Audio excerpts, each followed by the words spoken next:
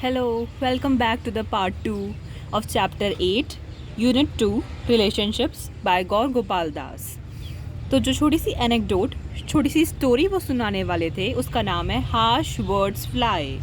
The wheels of the plane screeched as we landed on the tarmac of Heathrow Airport, London. As the crowd gathered in the aisle, with people quick to disobey the fasten seatbelt sign, which was still on, I closed my eyes. Still sitting in my seat, planning for what I needed to do at the terminal. Terminal means the end point.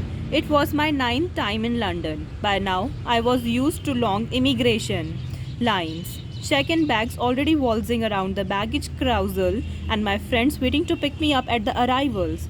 At the line to exit the plane thinned, I deftly unclipped my seatbelt. This was the only part of the safety demonstration which I had mastered. I stretched lethargically. Lethargically मतलब होता है lazily. It had been a 10-hour flight from Mumbai. Torrential rains meant our plane was circling the English capital for 3/4 of an hour. A member of the crew brought my bag down from the cabin above, exemplifying their excellent service during the flight. Seeing my saffron robes, मेरे saffron कपड़ों को देखकर जैसे कि साधु संत पहनते हैं, I felt देवर बायस, मुझे लगा कि वो कहीं ना कहीं पार्शियल हो रहे हैं towards me at times, giving me an extra pillow और अ लार्ज टोमेटो जूस. उन्होंने तो वो बताते हैं अपनी शॉर्ट स्टोरी में, गौर गोपाल दास जी बताते हैं कि कैसे, मतलब वो अपनी एक शॉर्ट स्टोरी बता रहे हैं कि वो 9th टाइम लंदन जा रहे थे, तब बता रहे हैं कि कैसे वो प्लेन में थे. अब उन्हें आदत सी हो गई है प्लेन में जाने की, और क्या कहते हैं, वो बहुत बार जा चुके हैं. वो कैसे सीट बेल्ट हटाते हैं, उनके फ्रेंड्स उन्हें लेने आते हैं. वो 10 आवर की लॉन्ग फ्लाइट थी जिसमें वो थक गए थे, तो वो सब कुछ बताते हैं. उसके बाद वो बताते हैं कि मेरे सैफरन कपड़ों को देखकर मुझे लगा कि कहीं ना कहीं वो लोग मेरे लिए पार्शियल थे, मुझे एक्स्ट्रा पिलो दे रहे थे, मुझे लार्जर टोमेटो जूस दे रहे थे और मेरे तरफ बहुत ज़्यादा अच्छे थे. Although I never felt entitled to this, I thank them. जबकि मुझे कभी ऐसा नहीं लगा कि मेरे लिए लोगों को ऐसा व्यवहार करना चाहिए केवल मेरे कपड़े देखकर, लेकिन फिर भी मैंने उनका शुक्रिया अदा करा. I tend to travel light when I go abroad. The great thing about being a monk is that you don't have to decide what to wear in the morning, orange every day.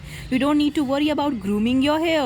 You don't have any, and your bags are tiny. You own very little.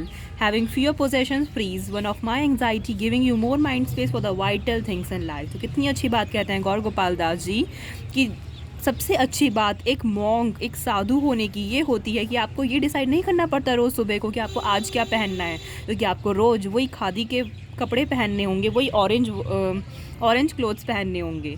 आपको इस बात की चिंता नहीं होती कि आज अपने बाल कैसे बनाएंगे. आपको बाल बनाने हैं आज, क्योंकि आपके पास बाल ही नहीं होते, और आपके बैग्स इतने छोटे होते हैं क्योंकि आप बहुत कम पोजेशंस ओन करते हैं. Being a monk you are away from all worldly possessions. तो इसीलिए आपके मन में ये चिंता नहीं होती है कि मेरे को अपने पोजेशंस का, अपने सामान का ध्यान रखना है, कहीं गुम ना हो जाए. लेकिन आपका माइंड खाली रहता है कुछ और इम्पॉर्टेंट चीज़ों के लिए लाइफ में, क्योंकि लाइफ में और बहुत कुछ बहुत इम्पॉर्टेंट है rather than just owning possessions and crying for them. Welcome to Heathrow's, a sign read as I entered immigration. Immigration मतलब होता है कहीं जाना. It had a picture of a beefeater on it.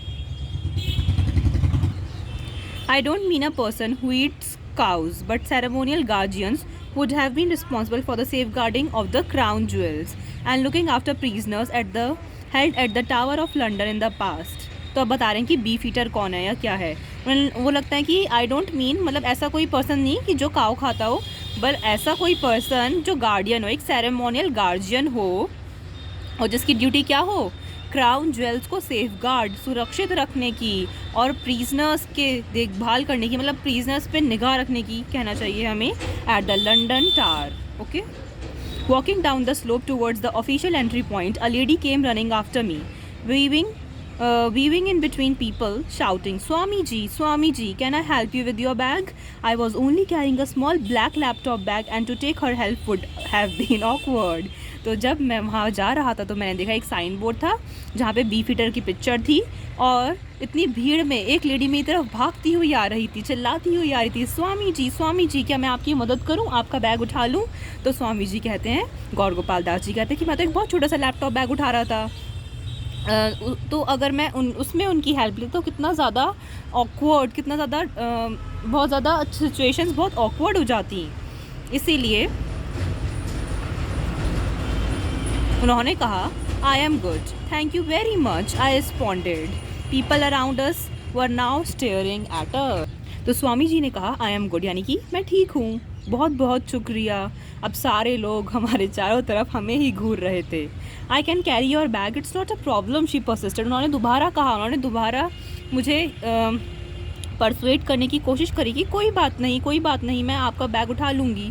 मैंने कहा no I am fine, but why don't we wait in the immigration line together, I responded, intrigued by her persistence. Frequent international travel and social dealings have taught me a valuable lesson, which is to fight the strong urge to judge someone based on an initial interaction with them. Everyone has a fascinating story that we know nothing about.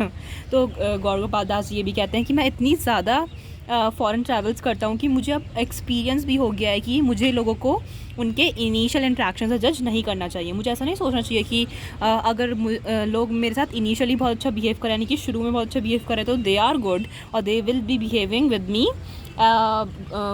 Like they will be behaving very well with me till the end. No, तो उन्हें पता चल गया, उनका ये experience रहा है, क्योंकि हर किसी की अपनी अपनी एक स्टोरी होती है और हमें उनके बारे में कुछ नहीं पता होता कि वो कैसा बिहेव करे या कैसा है वो व्यक्ति। तो इसीलिए हमें फर्स्ट इम्प्रेशन को लास्ट इम्प्रेशन नहीं बनाना चाहिए।